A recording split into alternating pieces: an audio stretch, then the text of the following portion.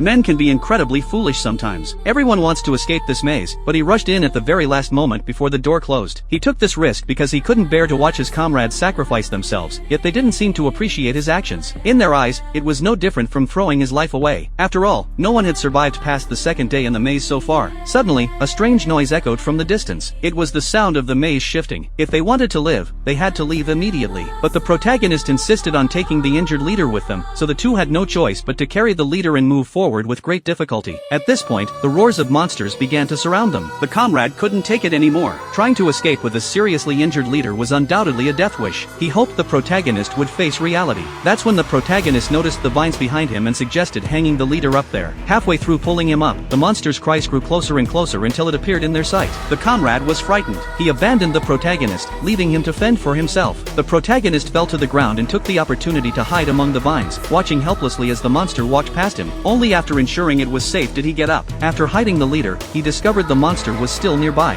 To ensure the leader's safety, he ran with all his might. He soon ran into a dead end. The walls were too high for him to climb, and the monster was right on his heels. The protagonist jumped with all his strength and finally managed to entangle the monster with the vines. He reunited with his comrade, and the two ran like mad. The comrade passed through a huge stone wall that was slowly closing, but the protagonist suddenly stopped. It turned out the protagonist was waiting for the monster to catch up. He taunted the monster and then ran for his life. The monster chased the protagonist through the narrowing gap in the door. The next day, when the door opened, the protagonist and his comrade returned safely with the leader. Everyone was amazed. They asked if they had encountered any monsters. The comrade said not only had they encountered one, but they had also killed it. The protagonist instantly became a big hero, but the bully was very dissatisfied with him and kept belittling him at every turn. Strange things kept happening. The iron cage rose again, revealing a beautiful woman no one had ever seen before. She had a note on her, saying no more people would be sent in from now on. A few days later, the protagonist led his companions back into the maze. They found the monster's corpse and discovered a strange mechanical device on its body. Afterwards, they returned to the safe zone. The comrade showed the protagonist the map of the maze he had made. It turned out that over the past 3 years,